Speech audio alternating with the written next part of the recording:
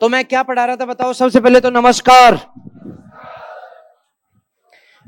एक बात तो माननी पड़ेगी आप लोगों को कि मैं उम्मीद करूंगा आपसे, इतने अच्छी अच्छी राइटिंग वाले स्टूडेंट हो और आपके गुरुजी भी अच्छी राइटिंग में लिखते हैं, तो राइटिंग में अच्छा लिखने के साथ साथ अच्छी पढ़ाई भी करना आप लोग, क्योंकि आप बहुत कुछ लिखते तो बहुत बढ़िया है लेकिन वो लिखाई रह जाता है।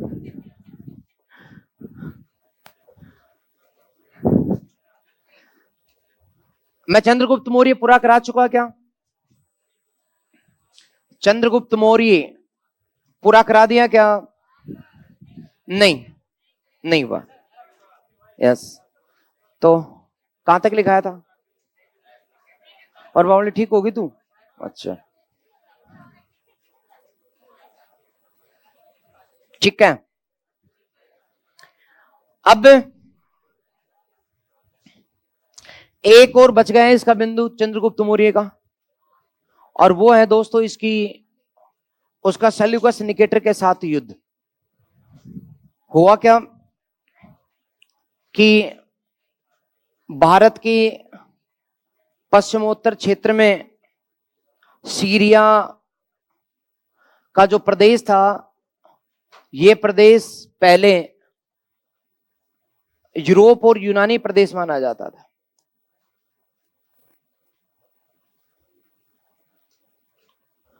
तो जैसे मान लो कि ये पाकिस्तान, यहां तक तो भारत था ही था, ये हिंदुकुश और ये अफगानिस्तान का ये क्षेत्र है,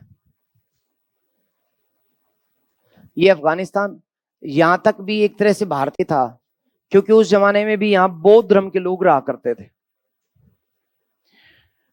इसके पास ये फारस की खाड़ी और ये सऊदी अरब, ये लाल सागर और ये अफ्रीका, ये अफ्रीका महाद्वीप। तो यहां अफ्रीका महाद्वीप के पास में ये भूमध्य सागर, नाम सुना होता आपने कभी? भूमध्य सागर में ही यूनान या ग्रीस है।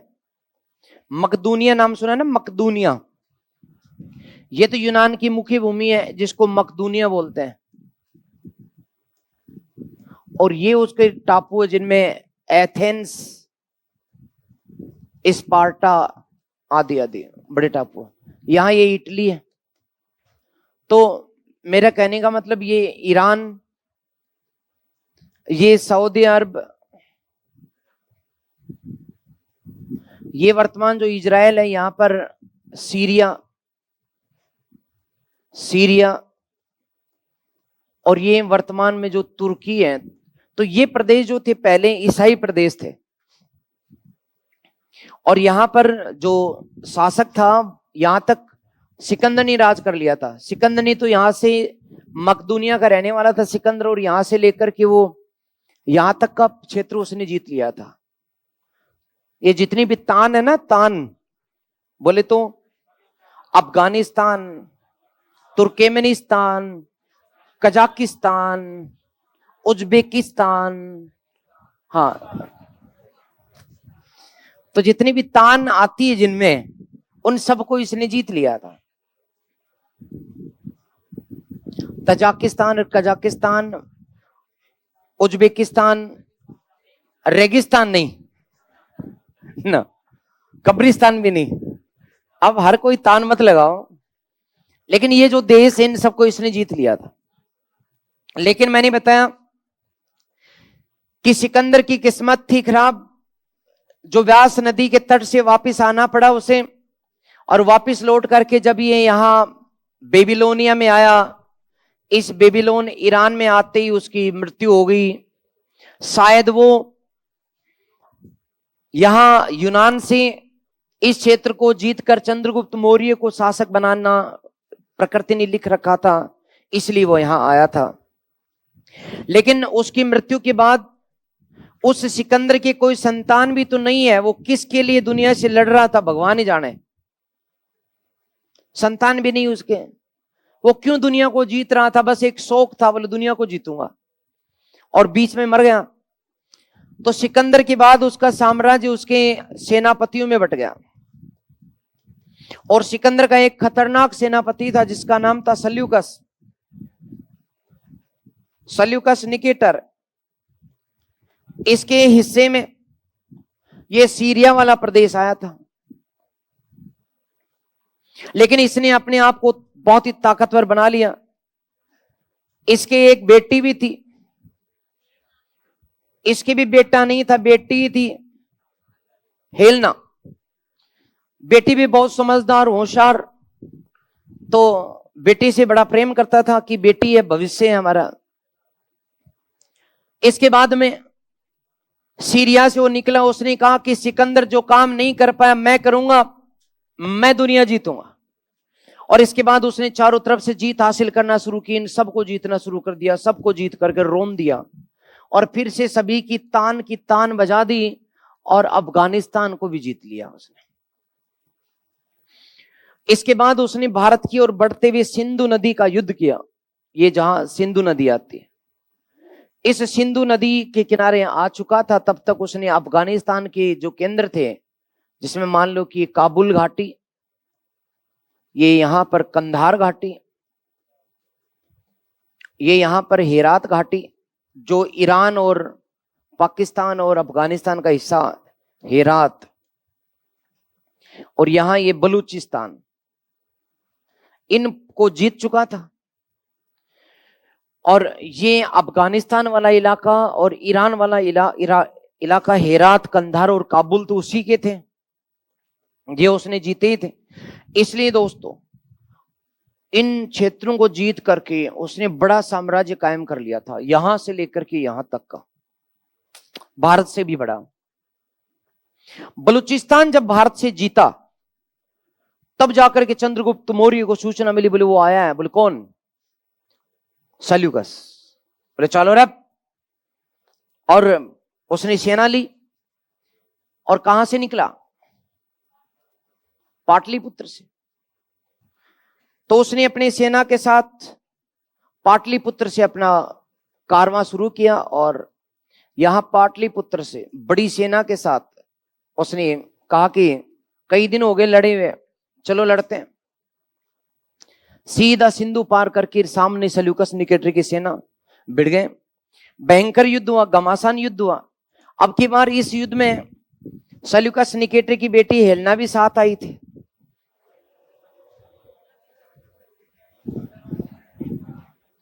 इतनी सुखबुगाहट क्यों रहे? तो हेलेना भी आई थी क्योंकि पिताजी ने कहा था बेटी तेरा पिता विश्व विजेता बनने जा रहा है। उसने कहा मैं अपने पिता के पराक्रम को अपनी आंखों से देखूंगी। बोले चल। तो आ गई और उसने देखा वास्तव में उसके बाप ने जो सेना लगा लगा करके जो मोर्चे जीते। उसने एक ही बात कही कि मैं एक भगवान से झुकती हूं और एक मेरे पिता का सम्मान करती हूं, बस। लेकिन जब ये बिहार का रंगरूट युद्ध जीतने के लिए आया तो इसकी बहुत बड़ी सेना, बड़ी संख्या के हाथी और खुद ये वीर योद्धा, क्योंकि चंद्रगुप्त मौर्य की सबसे बड़ी बात कि ये खुद युद्ध का नेतृत्व करता था। तो इसने सिंधु के युद्ध में हराया और अवसर था 305 ईसा पूर्व में। और हराने के बाद चंद्रगुप्त मौर्य ने सल्यूकस निकेटर की सेना को बहुत बड़ी संख्या में मारा और मारने के बाद सल्यूकस निकेटर एंड पूरे के पूरे जो सैनिक थे सबको बंदी बना लिया। बंदी बनाने के बाद सल्यूकस निकेटर ने संधि की बातचीत की कि छोड़ दे मुझे, दोबारा भारत की ओर नहीं देखूंगा, क्योंकि मेरे मालिक भी भारत की तरफ आए थे सिकंदर, वो भी हार करके चले गए, मैं भी हार के जा रहा हूं।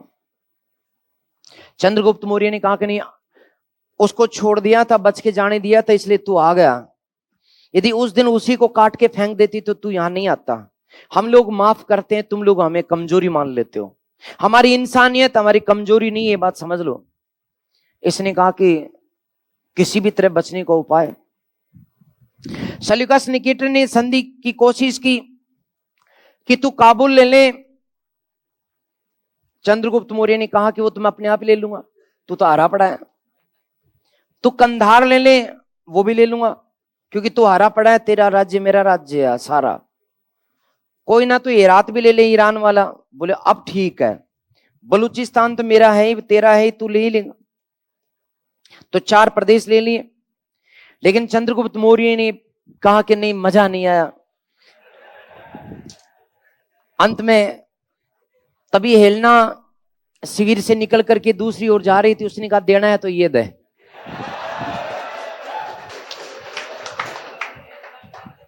इसलिए हेलना का विवाह किसके साथ? चंद्रगुप्त मौर्य के साथ, मौर्य के साथ हुआ। अब हेलना के सामने सेखी मारी थी बापूजी ने कि बेटा मेरी ताकत के आगे दुनिया झुकती है, इस्लाम ठोकती है। लेकिन आज हेलना ने देखा कि बापूजी दुनिया में हारा हुआ। उसने कहा पापा क्या कर रहे हो, इस बिहारी, इस काले कलूटे के साथ मेरा ब्याह? मैं तो तुम्हें सबसे प्रिय थी, मुझे तो बहुत ही सुंदर राजकुमार के सपने दिखाए थे आपने, और जिसके साथ ब्याह कर रहे हो वो क्या बोलते हैं मुझे समझ में नहीं आता, मैं क्या बोलती हूँ उसको समझ में नहीं आता। उसने कहा बेटा मेरी मजबूरी है, तू तो जा तो इसके साथ ही, हाँ तेरी बोलने वाली समस्या का समाधान कर दूंगा और एक द्विभाषी दूत तेरे साथ मैं भेज दूंगा। और द्विभाषी राजदूत के रूप में मेगास्थनीज की नियुक्ति कर दी गई। किसकी नियुक्ति कर दी गई? मेगास्थनीज की नियुक्ति कर दी गई। तो मेगास्थनीज बेसिकली आया था किस काम से? द्विभाषी, यानी कि पति जो बोलता था पत्नी नहीं जानती थी, पत्नी जो बोलती थी पति नहीं जानता था।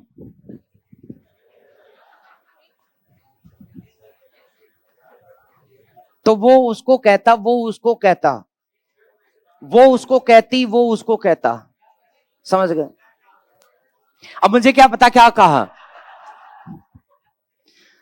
बेसिक नियुक्ति जो हुई मेगास्थनीज की वो द्विभाषी राजदूत के रूप में हुई, ये बात फैक्ट है। लेकिन ये अलग बात है कि बाद में ससुर जी ने चूंकि हेलना तो दे दी, बाद में चंद्रगुप्त मौर्य ने कहा कि मैं खुश हूं आपसे कि इतना बड़ा राज्य दे दिया, साथ में हेलना भी दे दी, अब बदले में मैं भी कुछ देना चाह रहा हूं। तो उसने कहा और तो क्या देगा, तू जीता है तेरे हाथियों के कारण, 500 हाथी मुझे भी दे दे। तो 500 हाथी, बोले ले जाओ ससुर जी, 500 क्या 5000 ले जाओ। तो 500 हाथी दिए गए। 500 हाथी किसने दिए? चंद्रगुप्त मौर्य ने। किसको दिए? सेल्यूकस को दिए। इस प्रकार से ये संधि हुई। लेकिन थोड़े समय बाद मेगास्थनीज की समस्या हो गई, क्योंकि पति पत्नी के बीच में किसी तीसरे व्यक्ति की जगह होती नहीं है, संभावनाएं नहीं है। भले ही भाषा नहीं आती हो, लेकिन आंखों की भाषा भी गजब की भाषा होती है। सब कुछ बोल सकते हैं, सब कुछ सुन सकते हैं, क्योंकि शब्दों में फिर भी वो तकलीफ और वो दर्द महसूस नहीं होता जो आंखों की भाषा से पढ़ सकते हैं। मैं इन दोनों की बात बता रहा हूं तुम। इसलिए मेगास्थनीज के बजाय जल्दी दोनों आंखों आंखों में बात करने लगे। मेगास्थनीज ने कहा कि फिर मुझे क्यों रख रखा, मेरे पास कोई काम नहीं है।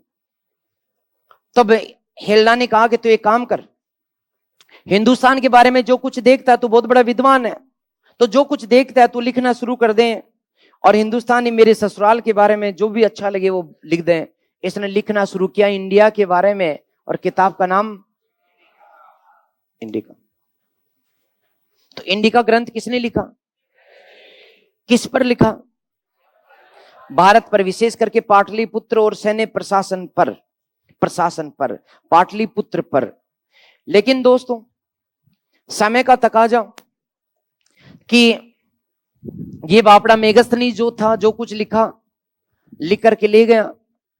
तो मेगास्थनीज द्वारा जो इंडिका लिखी गई वो इंडिका यूनान में बड़ी चर्चित हुई। यूनान में हर किसी ने पढ़ा, रोमनों ने पढ़ा, पूरे यूरोप में इसको पढ़ा गया। इसे पढ़ने वाले ने अनेक ग्रंथ लिखे, जिनमें एक का नाम पिलनी, एक का नाम स्ट्रेबो। तो ऐसे बहुत सारे लेखक थे जिन्होंने पढ़ा और अपनी अपनी किताबें भी लिख दी। इन्होंने पिलनी वगैरह ने अपनी किताब में लिखा कि मेगास्थनीज की इंडिका के अनुसार, तो जगह जगह कोट किया। भारत के बारे में जब भी लिखा तो मेगास्थनीज की इंडिका के अनुसार शब्द डाला। स्ट्रेबो वगैरह ने भी जो भी लिखा तो ये शब्द डाला। बाद में क्या हुआ दोस्तों कि इस इंडिका को चूहे उठा ले गए और बिल में ले जाकर के कुतर डाला, इंडिका गायब हो गई। तो मूल इंडिका जो मेगास्थनीज ने लिखी थी आज उपलब्ध नहीं है, लेकिन जगह जगह इसके उल्लेखों को सुनकर के हर किसी को लगा कि यार कोई गजब की किताब लिखी होगी। अब इसके बाद दोबारा से इंडिका लिखने की कोशिश की गई। तो डॉक्टर स्वानबैक जो थे, इन्होंने इन लेखकों की रचनाओं को पढ़ पढ़ करके उनमें जहां जहां मेगास्थनीज की इंडिका शब्द लिखा हुआ था उस मैटर को दोबारा से एक साथ लिखा और ग्रंथ का नाम लिखा इंडिका। लेकिन इसे कहा जाता है सेकंड इंडिका। एक और विद्वान जिनका नाम मैकक्रिंडल,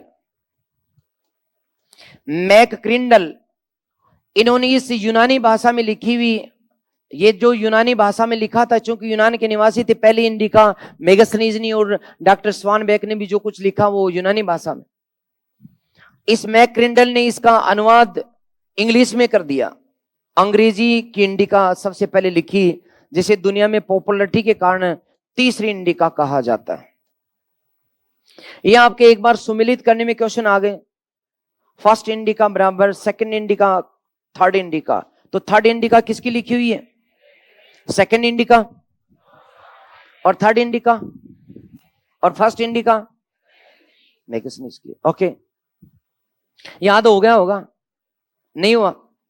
देखो जी, ये मेगास्थनीज की जो इंडिका थी उसे चूहे ले गए, कुत्ता वापस ले आया। स्वान कुत्ते को कहते हैं, स्वान बैक लेकर के आ गया वापस। समझी? बैक कौन लाया बेटा? स्वान लाया। तो चूहे ले गए, कुत्ता ले आया, सेकंड इंडिका। और थर्ड इंडिका मैकक्रिंडल जिसने अनुवाद किया। ठीक है, तो यहां तक का लिखा दूं मैं? चलिए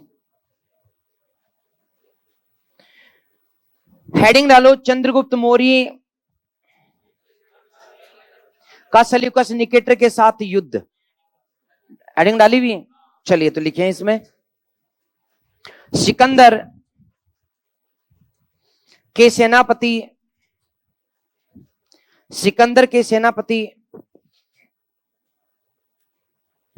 सेल्यूकस निकेटर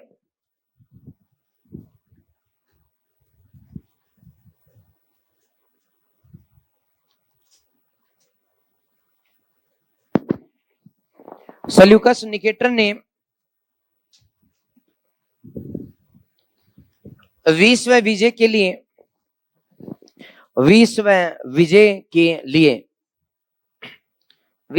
के लिए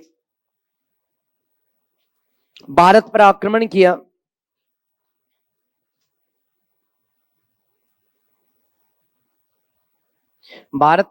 किया। मध्य एशिया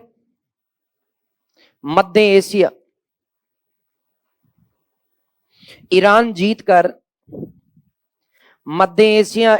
जीतकर काबुल कंधार काबुल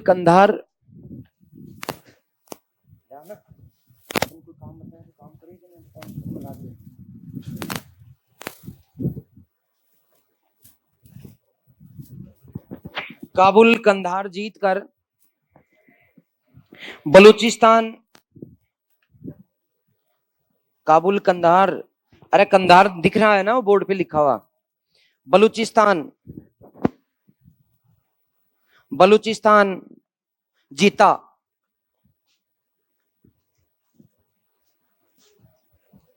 लिख दिया। हेरात तो जीतना ही नहीं था, ये तो ईरान के पास था। ठीक है, काली मिर्च खानी है तो बताओ। ओके, दिमाग चलता है, स्फूर्ति आती है, व्यक्ति नौजवान बना रहता है, यादाश्त बढ़ती है। हाँ, यादाश्त भी बढ़ती है, और गला सही रहता है, आंखें सही रहती है। बताओ, सुंदर भी बनता है। हाँ, चलो ठीक है। अरे नहीं, मैं तो मजाक कर रहा हूँ, कहीं आप इस चक्कर में खाने लग जाओ सारे। ज्यादा खाना ठीक नहीं है।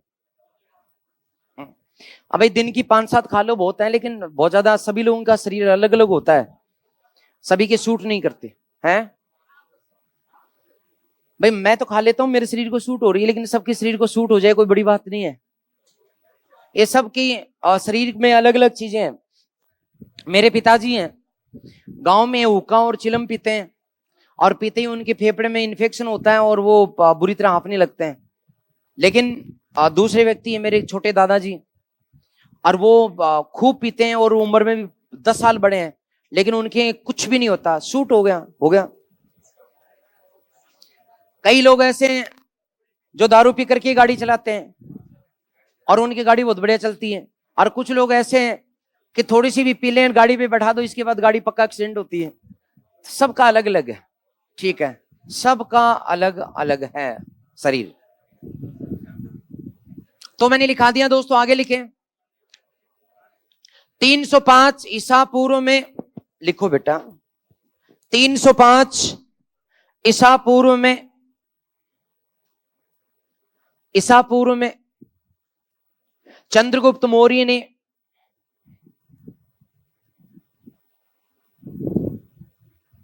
सिंधु के युद्ध में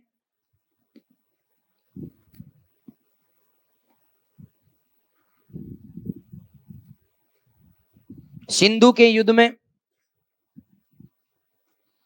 सल्यूकस को हराया।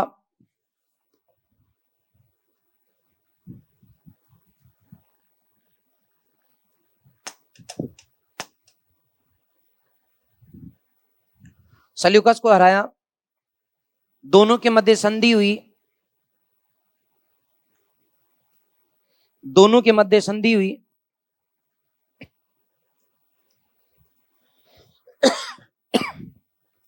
संधि हुई जिसमें संधि हुई जिसमें डैश मार दो, नीचे लिख दो नंबर 1, जिसमें नंबर 1 काबुल, कंधार, हेरात और बलूचिस्तान। एक बार रुको, काबुल ही लिख दो।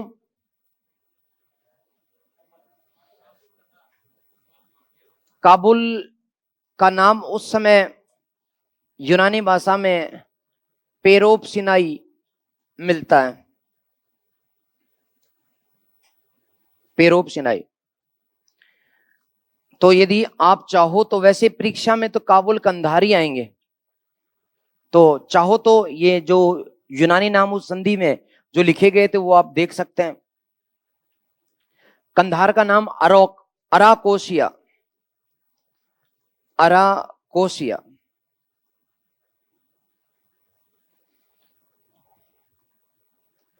हेरात जो कि जेड्रोसिया, सॉरी, हेरात एरिया, और जेड्रोसिया नाम बलूचिस्तान का, जेड्रोसिया बलूचिस्तान।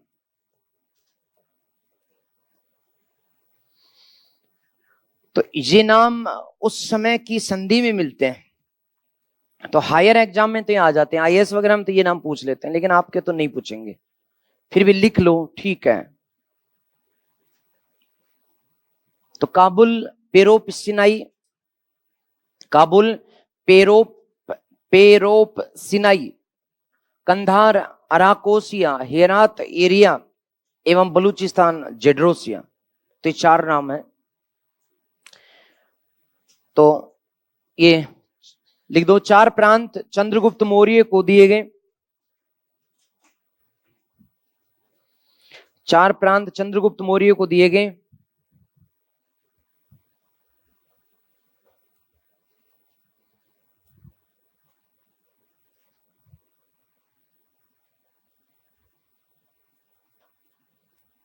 नंबर 2, सल्यूकस की पुत्री हेलेना का विवाह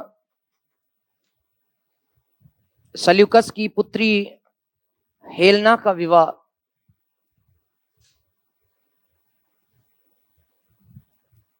हेलेना का विवाह चंद्रगुप्त मौर्य के साथ हुआ।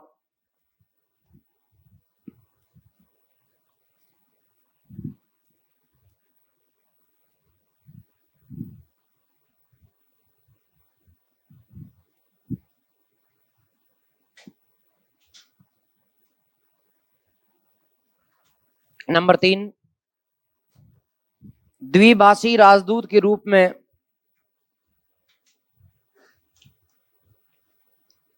द्विभाषी राजदूत के रूप में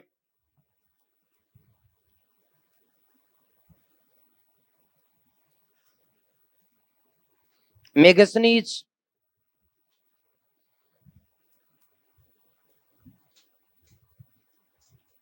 को पाटलिपुत्र में नियुक्त किया गया।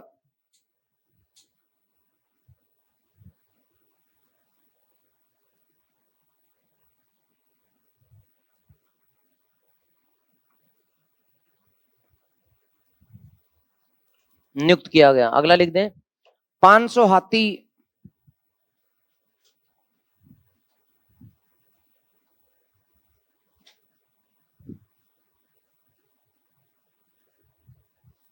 चंद्रगुप्त मौर्य ने सल्यूकस को दिए।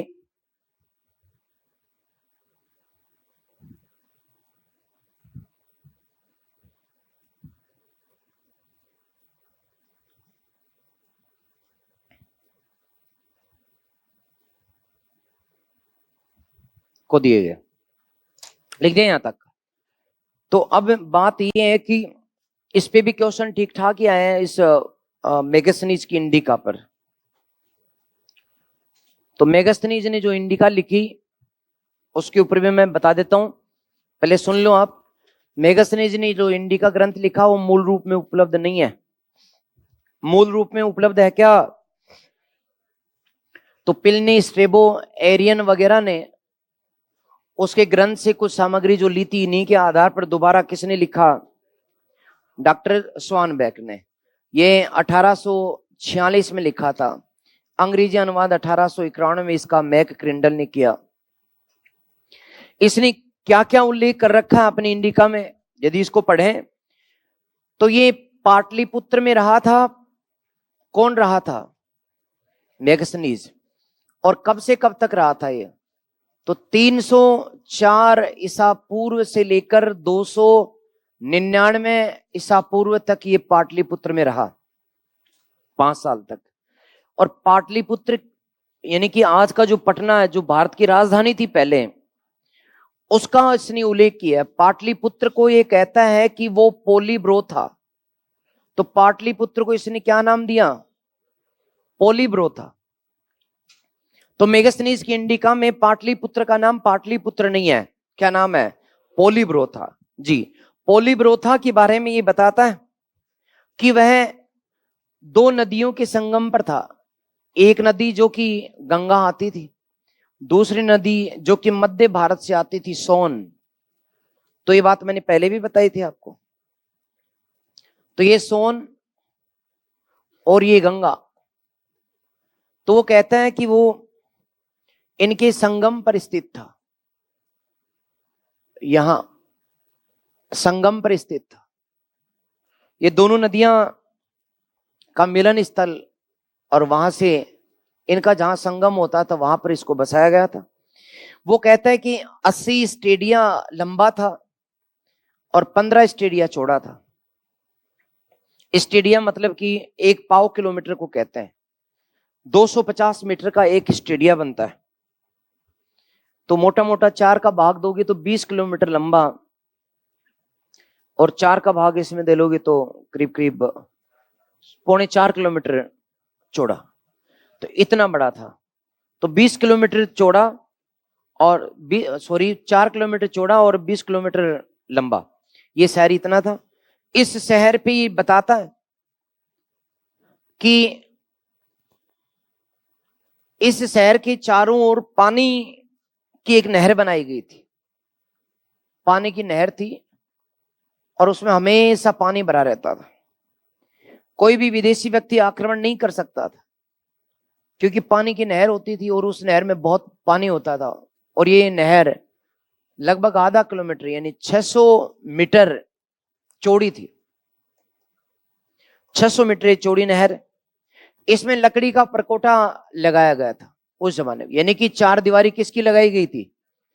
लकड़ी की चार दीवारी, लकड़ी का परकोटा बहुत मजबूत था। वो जमाना था दोस्तों जब चिनाई करना आसान नहीं था। और चूंकि बिहार का प्रदेश था, भारत में जंगल बहुत थे, बड़े बड़े वृक्ष होते थे, पेड़ ही पेड़, चारों तरफ जहां भी देखो पेड़ ही पेड़ नजर आता था, हर कहीं जंगल ही जंगल था। तो पेड़ों को काट करके उनकी दीवार बनाना बहुत आसान था। तो बड़े बड़े जो पेड़ होते थे उनकी 1-1 फुट चौड़े लट्ठे या फंटे। कविता पूनिया, कोई नहीं है बेटा यहां? कविता कहां है? अच्छा ठीक है, तो कविता जी का बुलावा आया है। ठीक है बेटा आप चलो, है ना?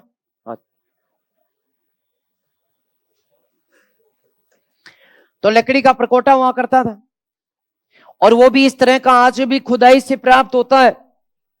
ये सही कह रहा है, लकड़ी का परकोटा इस कदर बनाया जाता था कि लकड़ी के पास पास के 1-1 फुट चौड़े और 2-2 फुट चौड़ाई में, मोटाई में 1-1 फुट, इस तरह के जो फंटे होते थे 20-20 फुट ऊंचे, उनको जमीन में गाड़ा जाता था, पत्थरों के सहारे जमीन में गाड़ा जाता था। और फिर उनके बीच बीच में 30-30 फुट ऊंचे ये फंटे भी लगाए जाते थे।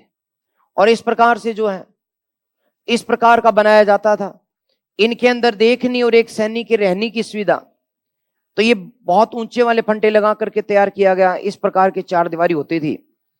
यहां जो ऊंचाई थी, इन फंटों के पीछे छुपने की जगह होती थी। कोई भी सैनिक इस आंख से देखता रहता था, यानी कि एक छेद होता था जिससे देखता रहता था। आज भी आप लोग नाहरगढ़ गए हो, जयगढ़ गए हो, तो दीवारों में इस प्रकार के छेद आपको मिलेंगे जहां सैनिक देखता भी रहता था और बंदूक से या तीर से वार भी कर सकता था।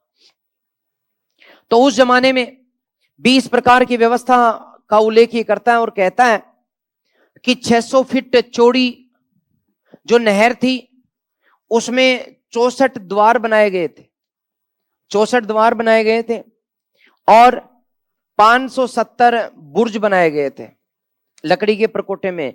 ये बुर्ज है, एक बुर्ज जहां एक सैनिक रहता था, तो 570 बुर्ज बनाए गए थे।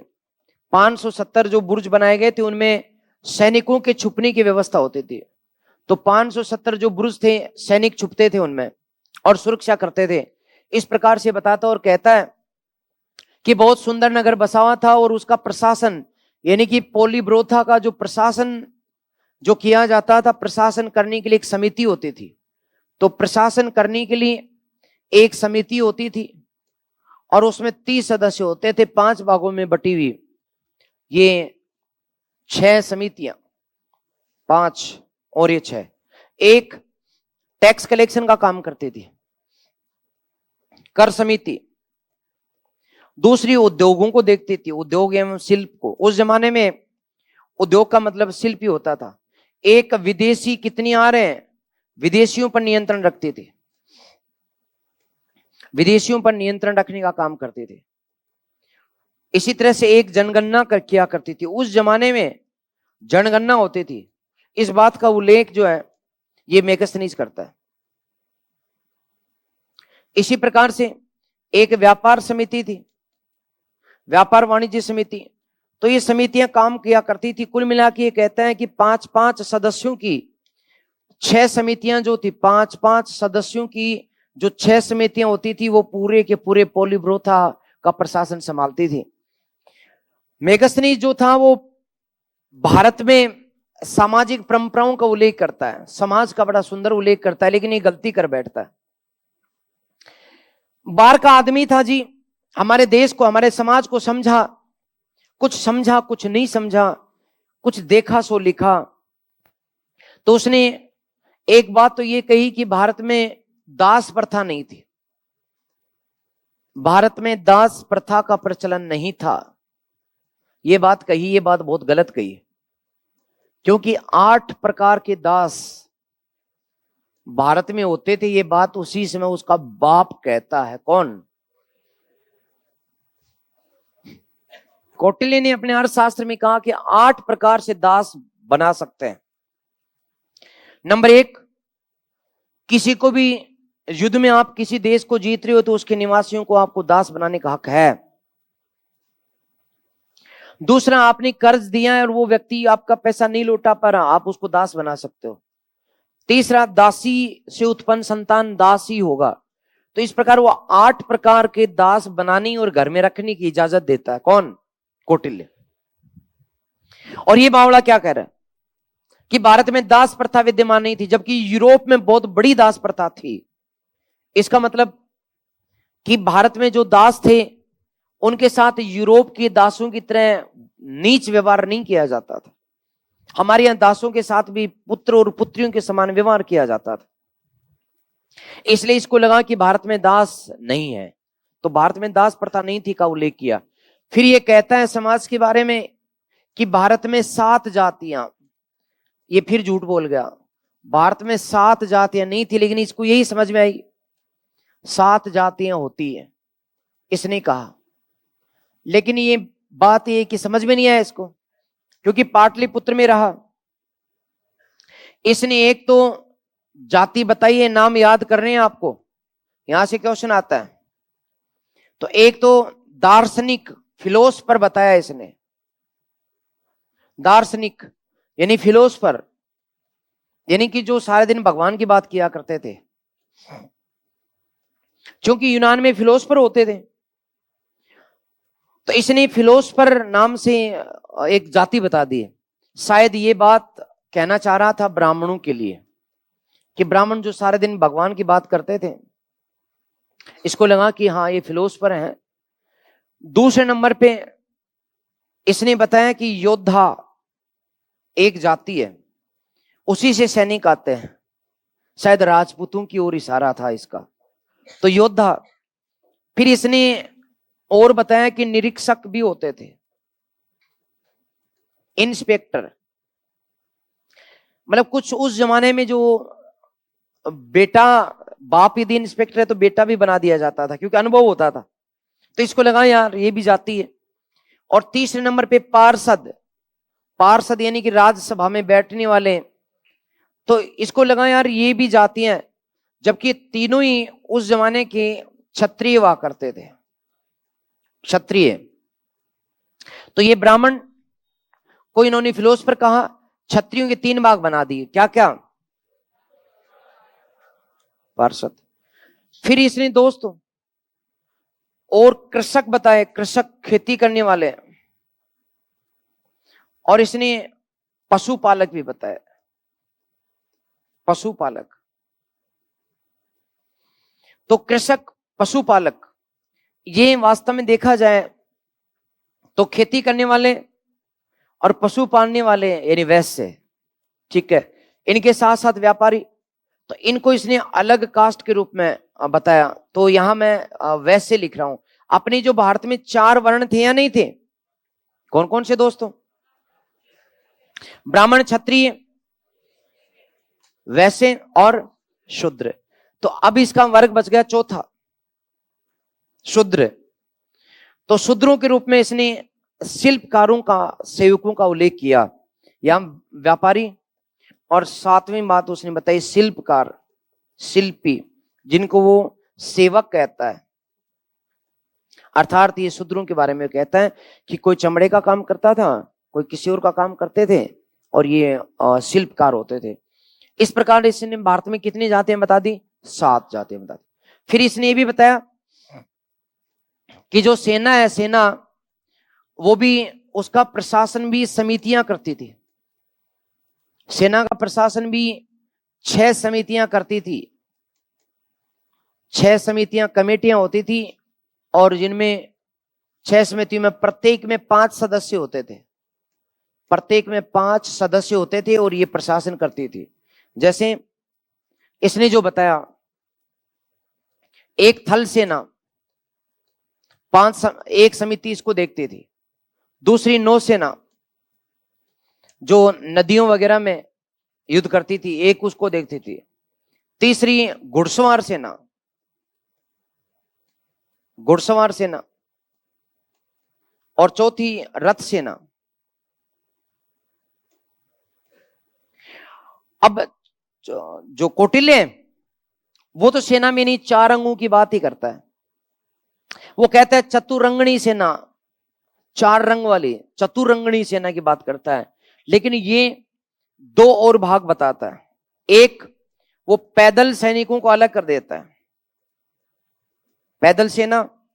और फिर सैनिक यातायात, यानी सेना में जो सप्लाई करने का काम करते थे सैनिक सप्लायर, उनको सैनिक यातायात के रूप में प्रकट करता है। इस प्रकार उसने भारत के संबंध में वर्णन किया अपनी किताब में, जिसका नाम इंडिका। अब मैं लिखा देता हूं दोस्तों आपको, ठीक है?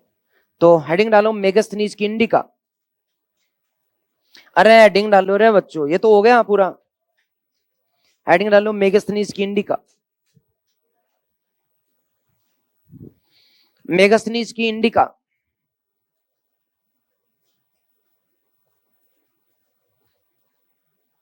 इसमें लिखेंगे मेगास्थनीज की इंडिका। इसमें लिखो दोस्तों,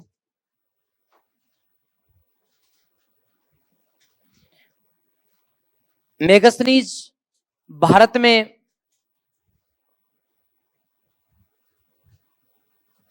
304 ईसा पूर्व से 299 ईसा पूर्व तक रहा।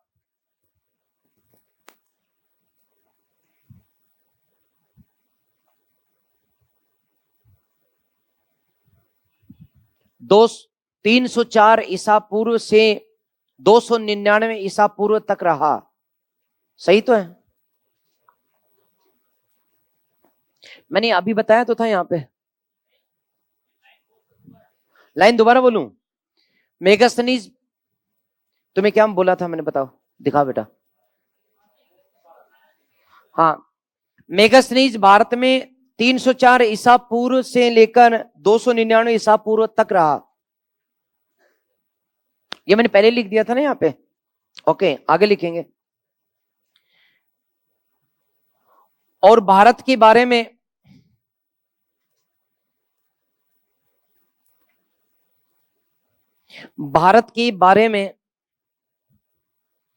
अपना ग्रंथ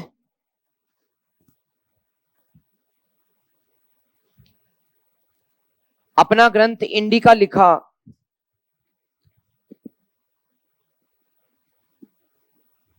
अपना ग्रंथ इंडिका लिखा। मूल रूप से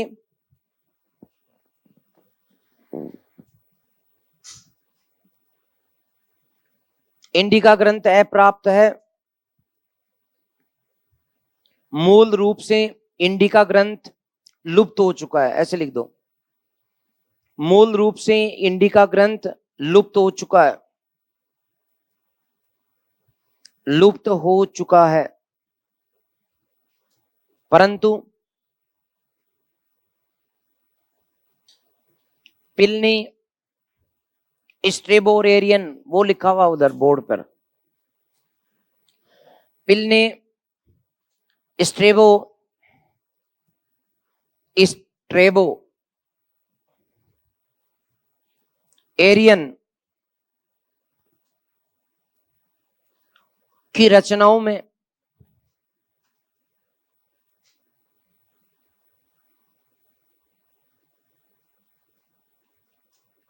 मेगास्थनीज की इंडिका से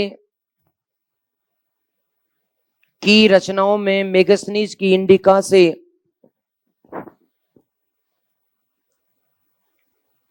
भारत संबंधी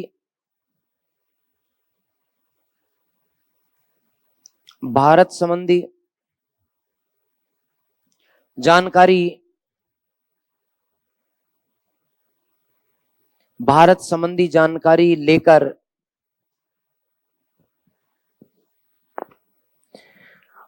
1846 में डॉक्टर स्वानबैक ने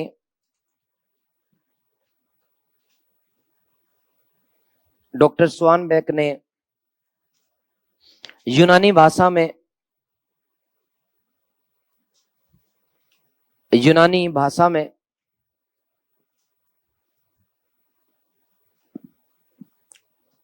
पुनः इंडिका की रचना की, जिसे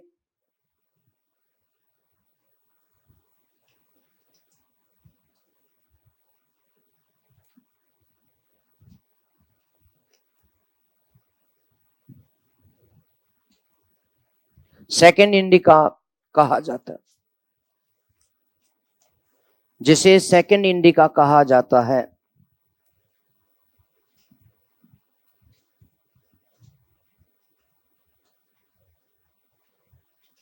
है। आगे लिख दें।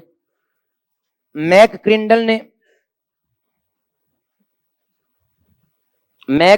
ने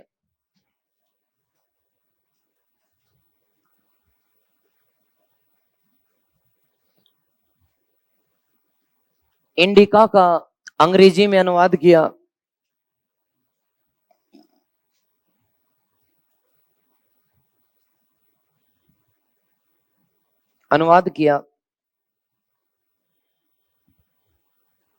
विश्व में लोकप्रिय बनाया।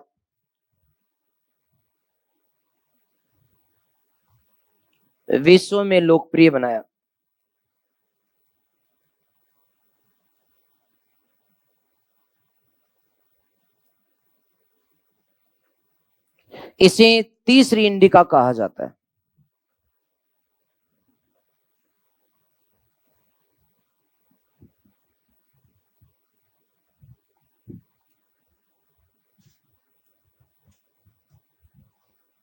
ओके, आगे लिख दें। मेगस्थनीज ने पाटलिपुत्र को पोलीब्रोथा कहा। मेगस्थनीज ने पाटलिपुत्र को पोलीब्रोथा कहा।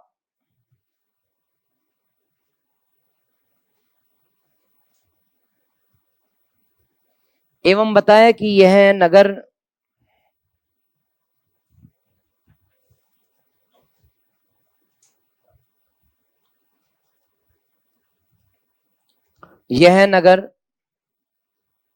सोन और गंगा के संगम पर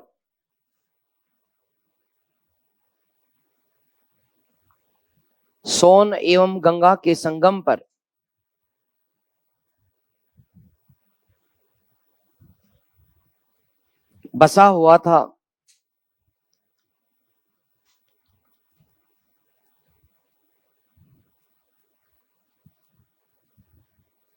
अस्सी स्टेडिया लंबा 15 स्टेडिया 80 स्टेडिया लंबा 15 स्टेडिया चौड़ा था।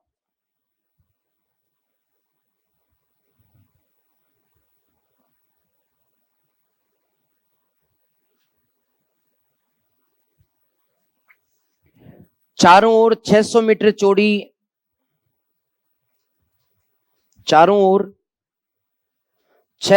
चौड़ी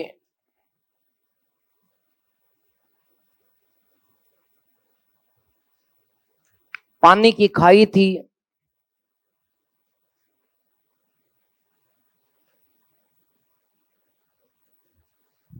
जिसमें पानी भरा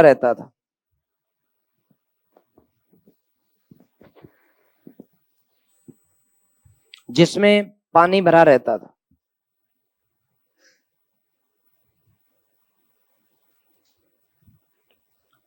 लकड़ी का परकोटा था, जिसमें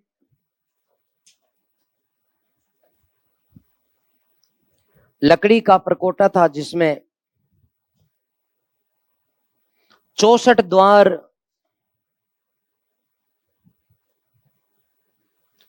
द्वार 570 बुर्ज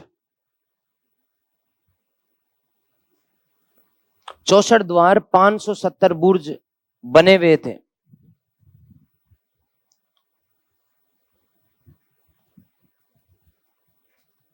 छह समितियां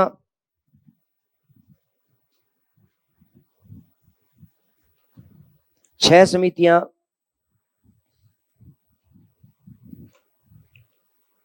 पाटलिपुत्र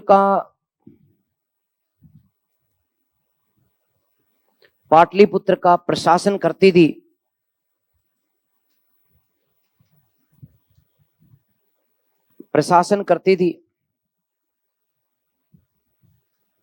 प्रत्येक समिति में 5 सदस्य होते थे।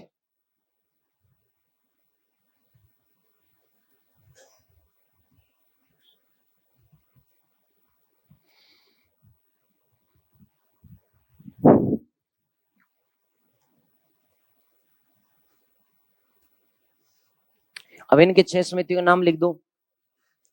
कर समिति, उद्योग शिल्प समिति, कर समिति, उद्योग शिल्प समिति, विदेशियों से संबंधित समिति,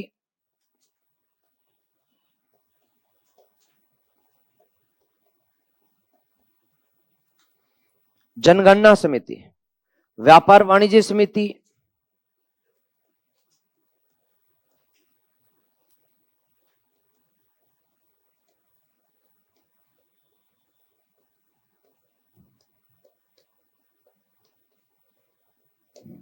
लास्ट की बिक्री वस्तु निरीक्षण समिति।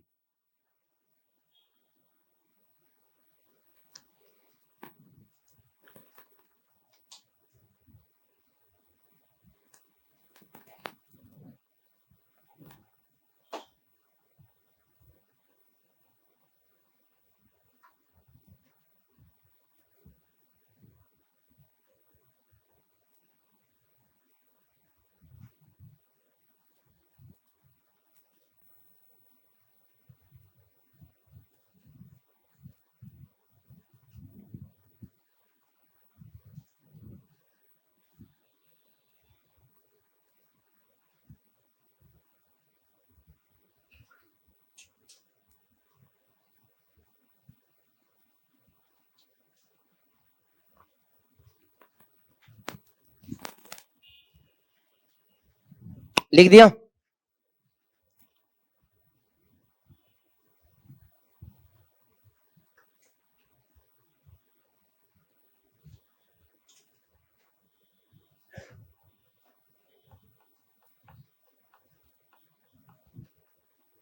लिख दिया क्या?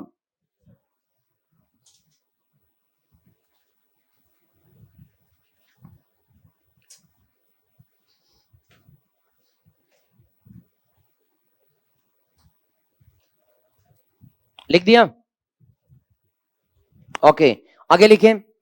मेगस्थनीज ने बताया कि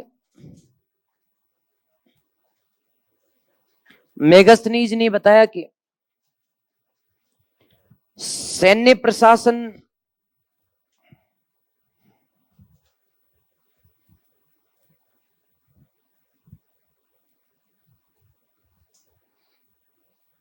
संचालित करने के लिए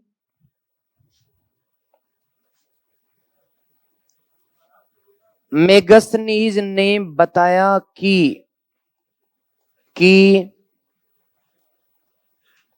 सैन्य प्रशासन संचालित करने के लिए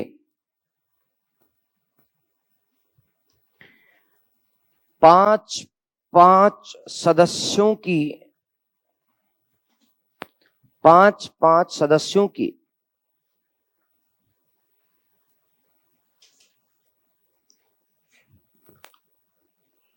6 समितियां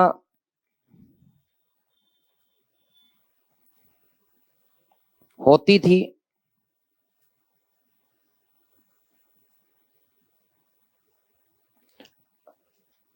अब इनके 6 समितियों के नाम लिख दो। एक हस्ती सेना समिति, नौसेना समिति, घुड़सवार सेना समिति, रथ सेना समिति, पैदल सेना समिति, सैनिक यातायात समिति। सबके आगे समिति लगा दो।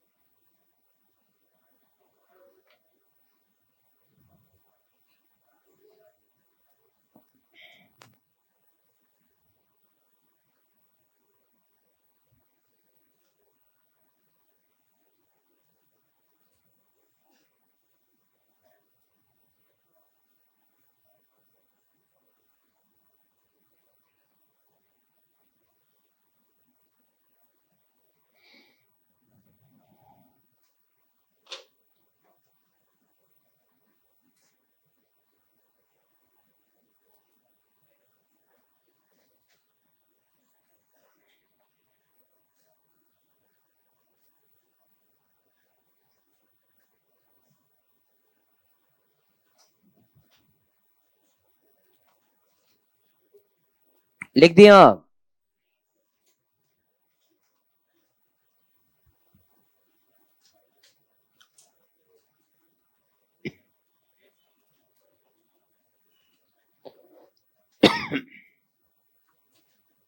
लिख दिया क्या? ओके, आगे लिखिए। मेगास्थनीज ने बताया कि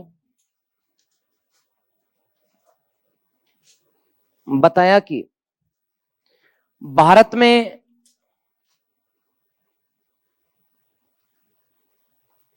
दास प्रथा, मेगास्थनीज ने बताया कि भारत में दास प्रथा का प्रचलन नहीं था। दास प्रथा का प्रचलन नहीं था।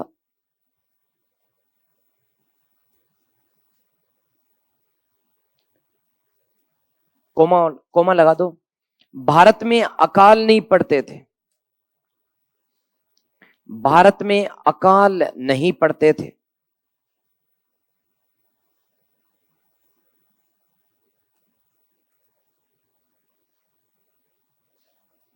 यहां की चींटियां, कीड़ी, नोट चिड़ी, इट इज कीड़ी, चींटियां, चींटियां। अरे चींटी नहीं जानता? क्या बोलते हैं? मकोड़ी? नहीं नहीं, वो अलग होती है बावड़ा। तो यहाँ की चींटियां सोने की खोज करती थी। भारत की चींटियां सोने की खोज करती थी।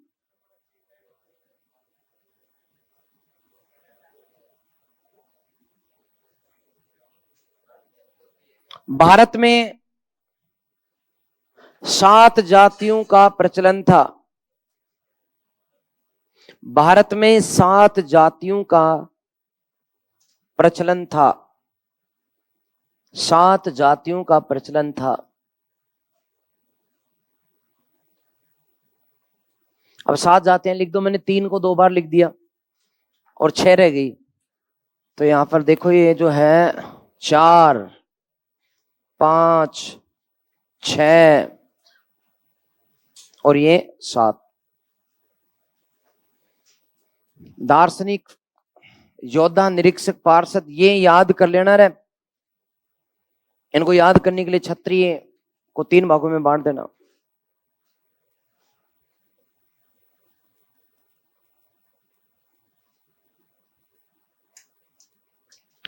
फिलोसफर ब्राह्मणों को कहा उसने।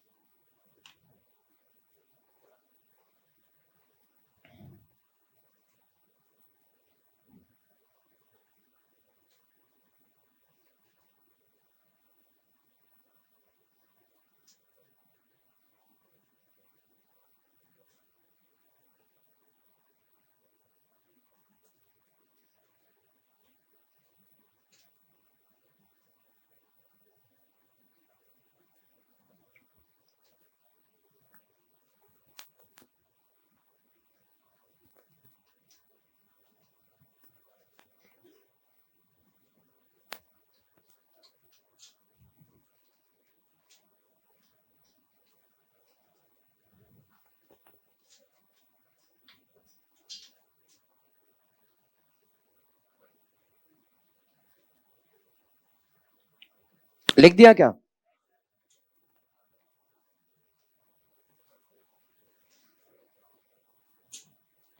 क्षत्रिय में बावड़ी, ये तीनों ही हैं। अरे उसने ब्राह्मणों को तो फिलोसफर कह दिया, और क्षत्रियों को क्या क्या कहा? योद्धा, निरीक्षक, पार्षद। और वैश्यों को क्या क्या कहा? कृषक और पशुपालक। और शूद्रों को क्या क्या कहा?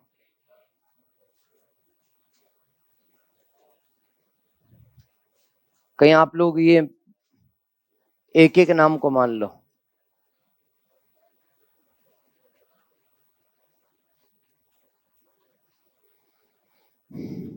ओके, पत्र आया है।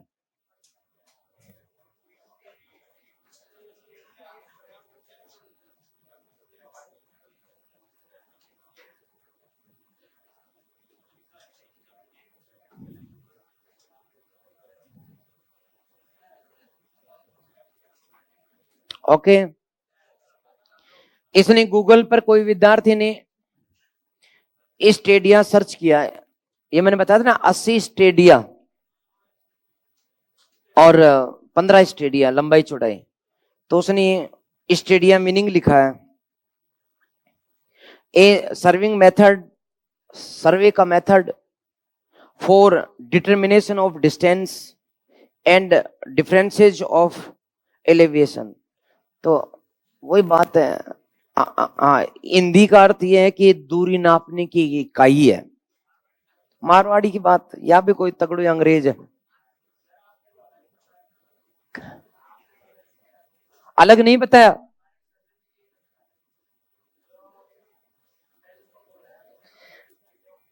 अरे बावड़ी बूच,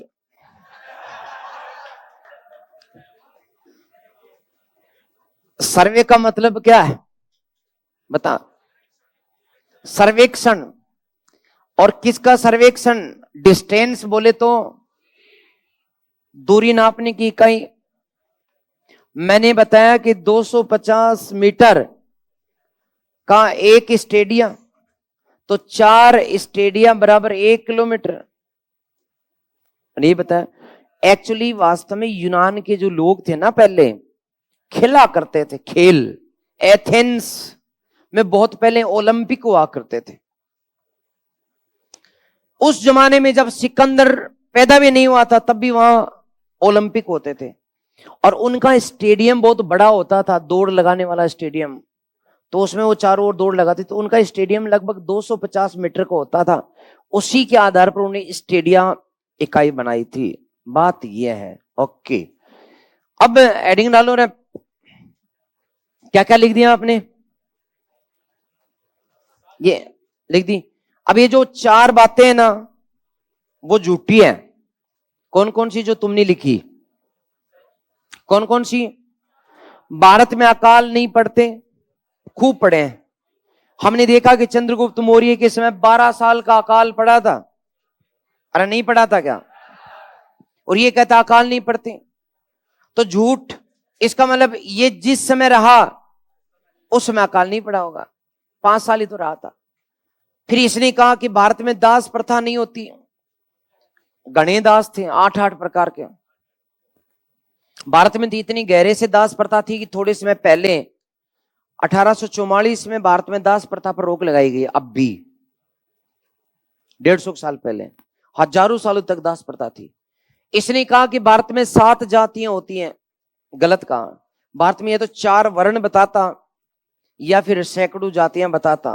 ठीक है। इसने कहा कि भारत में सोने की खोज करने वाली चींटियां होती हैं। गलत कहा। ऐसी कोई चींटियां कहीं होती नहीं जो सोने की खोज कर ली। ये कहता था कि भारत में होती हैं, और वो जमीन के चाहे कितना भी नीचे सोना हो, वहां बिल खोद करके चली जाती हैं और सोना निकालती हैं और फिर बता देते हैं कि हाँ सोना है। फिर वहां खान खोद ली जाती है। इस प्रकार सोना ही सोना रहता है भारत में। तो ये कुछ चींटियां भारत की, कोई तगड़े कंप्यूटर थे, लेकिन इसने बता दिया। तो ये बातें जो है वो सही नहीं है, झूठी हैं। लास्ट में लिख दें, ये 7 जातियां होगी ना, बस। तो इसका मेगास्थनीज का विवरण अब खत्म होता है।